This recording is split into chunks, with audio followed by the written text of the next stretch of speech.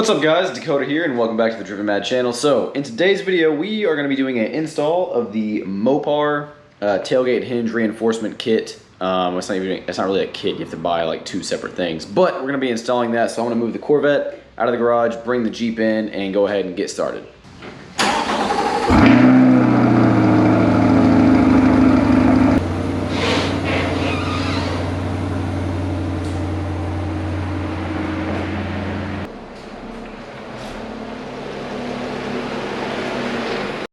Alright, so as you guys can see, I've got the rear glass up, and that's because at some point throughout this process, we're going to end up hanging something from right here. So I just went ahead and opened that up. Now the first thing that we're going to do is go ahead and take the spare tire and wheel off. So let's go ahead and start with that. Okay, so real quick, before we get started, I wanted to go over just kind of what the two kits come with. So you obviously get the hinge reinforcement, the bolts and other necessary hardware, the Jeep badge, as well as some slightly larger bump stops with some brackets. Then we move over to the spare tire carrier accessories, and that's going to be the brackets for those and some even larger bump stops, as well as a few more spacers. Now, as far as what you'll need for this kit, you're going to need a T45 socket, a T55 socket, a 13mm socket, a socket wrench, an extension. I used a 6-inch extension for most of this. You're going to also need a torque wrench, as well as a T40 Torx bit, a blanket or something soft to set the spare tire carrier on, as well as, they say, a straight edge or a wax pencil. I use masking tape, painter's tape to line it up, but I'll show you that in a second. Okay, so the first thing we're going to do is take our T40 Torx bit. I'm using the one that came with the Jeep.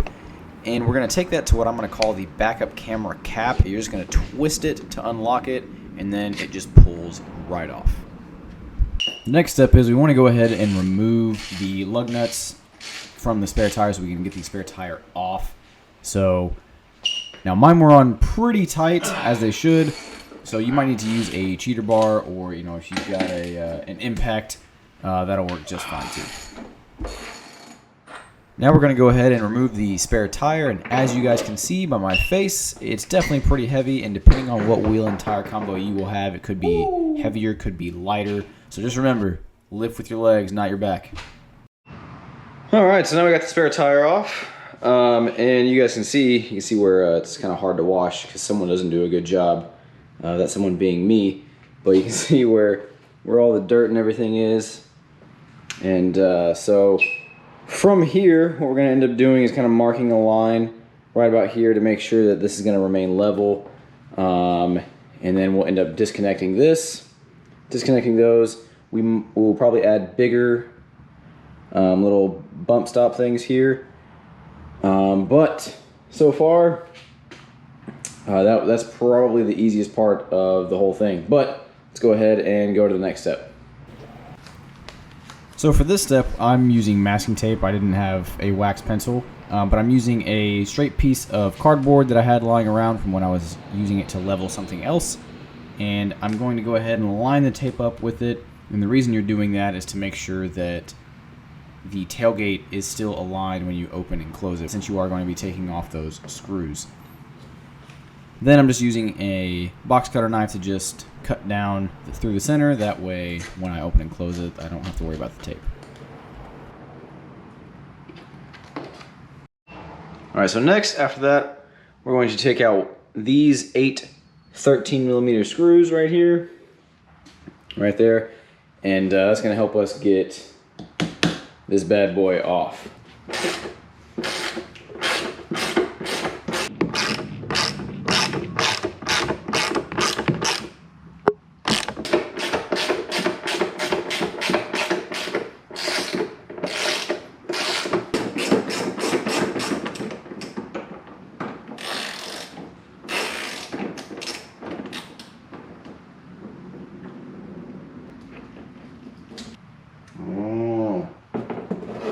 The cable that connects from the Jeep to the camera does not allow it to actually move out of the way from where you're going to need to work. So that's why they want you to kind of move it over, flip it upside down, and then basically tie it and attach it kind of right there. So that's what I'm gonna do.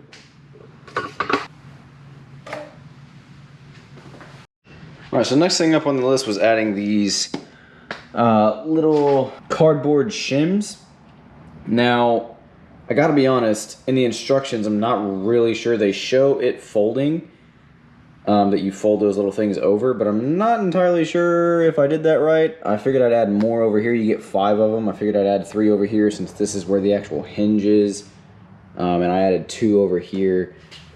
So you're basically supposed to squeeze them in between here to kind of make sure that this doesn't move. So like I said, I've folded them, stuffed them in there as hard as I could to kind of help with, you know, any potential sag from unbolting these here. So hopefully that works. If not, then I'm gonna have some issues, but you know, we'll see.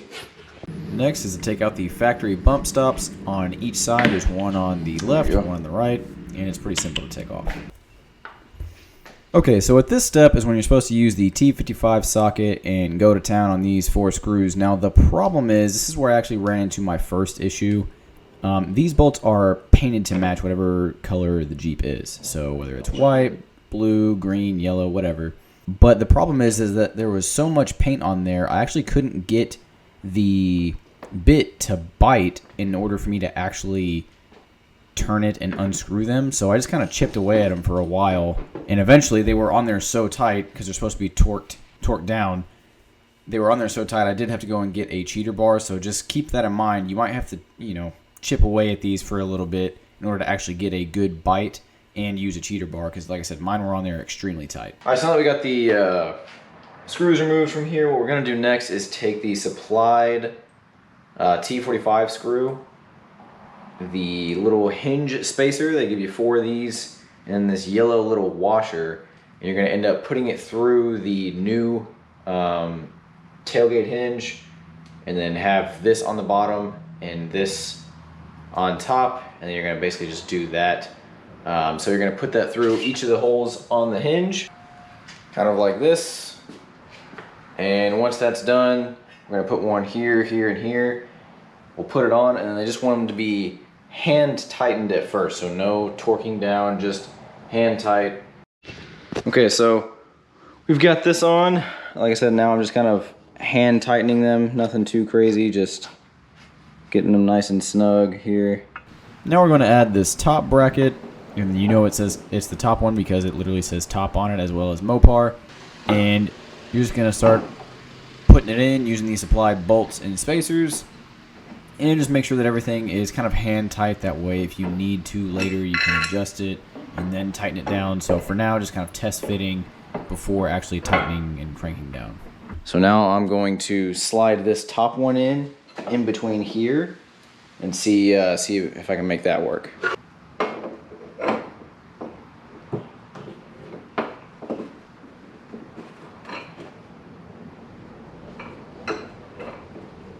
Alright, so I just thought I'd show you guys kind of where I'm at.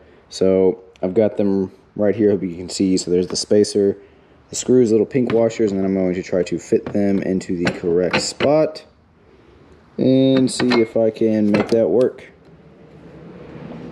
Alright, so we're just going to tighten these down just enough to be snug, not super duper tight. That way, just enough for you to move it around if you still need to. Next, we're going to use either scissors, or I was using a little box cutter knife, and we're going to cut off these tabs, because if you don't, then the bottom bracket will not actually fit in correctly, and you'll also have to cut a little more off the side. But it's super easy. Once you basically get halfway through it, it basically falls off.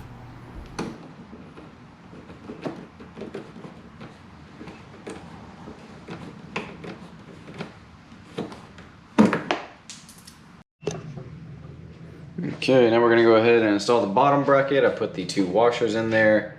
And again, I'm just going to do it by hand first, and this side first. That way I can wiggle. I still can maneuver the other spacer in there.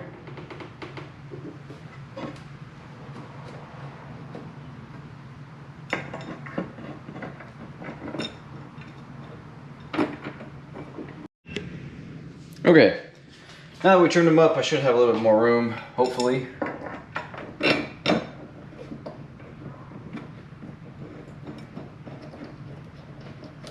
All right, now I'm gonna go ahead and install this bracket and the other bolts. And real quick, I just want to reiterate, you're supposed to be using the screw that doesn't already have the washer on it.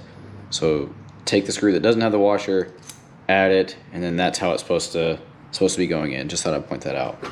All right, now that we got that little spacer on the back, gonna go ahead and add these pink little washers, spacers, whatever you want to call them. I have no idea why they're there, but we're gonna use them because they say we're supposed to, so here we go.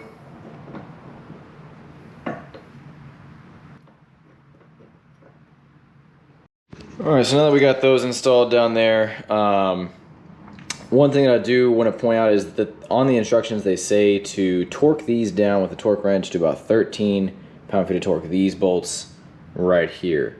Okay, now, I'm bringing that up because if you're not familiar with using a torque wrench or anything like that, then you just get overexcited, this is what happens right here.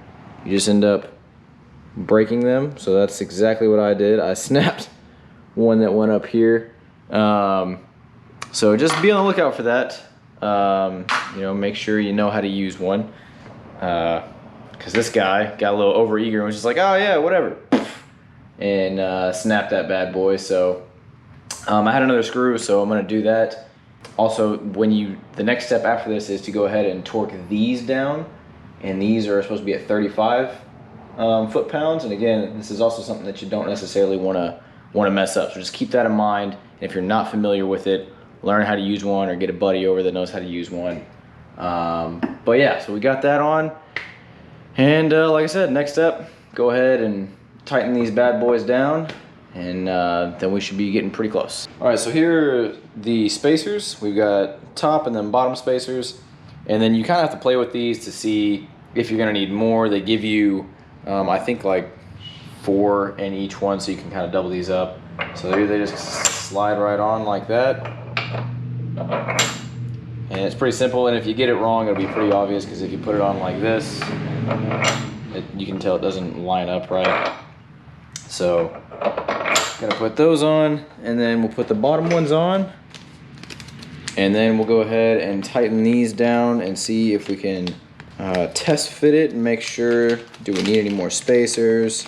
Do we not need any more spacers? So we're gonna see.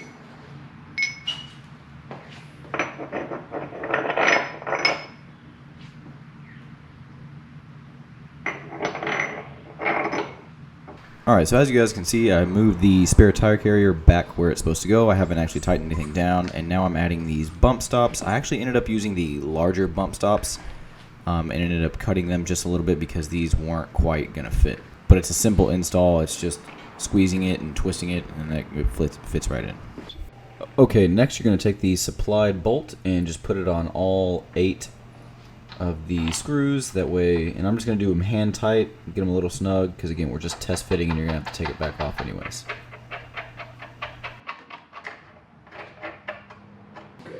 Alright guys, so now we're going to go ahead and test fit the tire. Again, if you need a helping hand to get the tire up there, it's definitely not a bad idea, and because you're going to probably have to take it on and off a couple of times.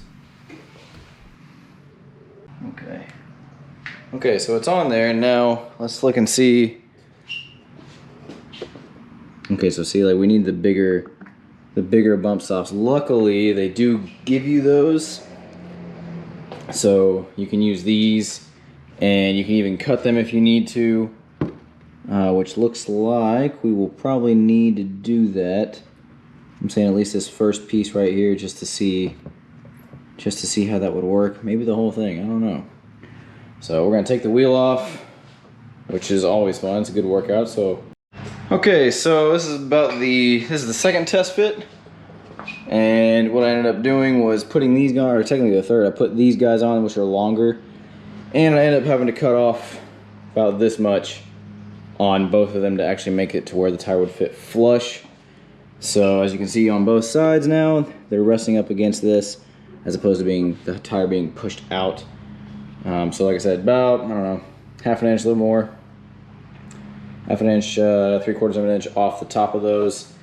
and it looks like it's gonna work. So now I gotta take this back off, tighten everything down, put it back on, put the rest of the stuff on, and then we should be done.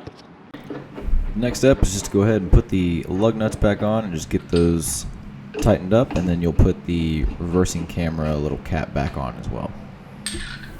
All right, we got the tire back on there. Now what we're gonna do is these little plastic, I'm gonna call them filler screws. These are just gonna basically plug up the holes like right here. You're just gonna push it in. Boom. Down here, this one. And this one. So those will just kind of help cover up the holes, make it look a bit more finished. Then we got the badge, which is gonna be something a little bit different. Okay, so we're gonna do a test open, check our line. So it opens and it hasn't fallen yet, so that's good. And we're gonna close it.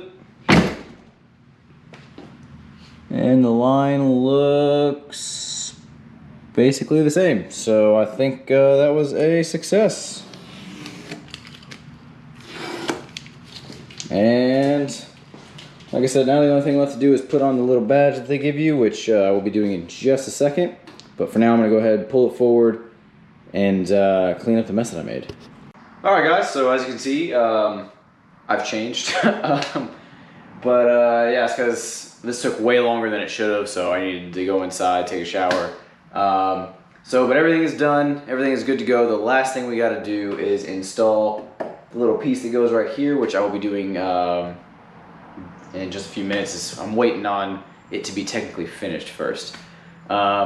So overall, installation-wise, it should be fairly easy, but like with everything, there's always something that pops up, like breaking a screw in half, your torque wrench not really working, you know, things that always slow the process down, or you got to go and buy some of the tools, which I had to do. So this took a little bit longer than it should have. They say it takes about an hour. It took me way longer, one, because I was filming, two, because I had to go and buy tools, and I broke the bolt and had to figure that out. So relatively easy as far as what you're doing. Like, it's just screwing and unscrewing things. There's no cutting necessarily, except for, you know, like cutting foam or plastic. No wiring or anything like that. So it's pretty straightforward. The instructions, I'd say, are a 6 out of 10, just because, you know, I feel like since they are from Mopar, they probably could have taken real pictures instead of had illustrations, you know, and they're a little confusing for certain parts of it. So I feel like if they had actual pictures of the vehicle that they were working on, it would be better. But overall, I think it looks pretty good, and it's gonna look really cool once I add the finishing touch that goes right here, and we'll go ahead and do that. All right, guys, so ta-da! It's red. Which shouldn't be a surprise because I did the red accents on the wheels. So we are going to go ahead and remove this backing here and get it ready to be put on.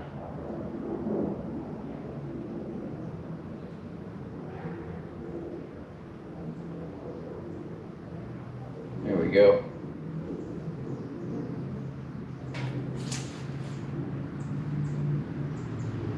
Boom, look at that. So then we got the red on the wheel and the red right there. So, and again, if I end up thinking that doesn't look good, then I'll just peel it off. So anyways, guys, I hope you found this video helpful. I hope you found it enjoyable, or, you know, you just enjoyed watching me struggle. That's cool too. But yeah, guys, anyways, so that's the next mod for the Jeep done and off the list. Now the next thing to do is to go ahead and get the lift and a few other things, because actually if you look, so here's the Dometic fridge that I just got. It's the 45, the CFX3 45, and yeah, I'm pretty pumped up about it. So got this. Now I just need to get the rest of the stuff for the trip. But anyways, guys, like I said, if you enjoyed, make sure to give it a like and subscribe, and I will see you guys in the next one. Take care.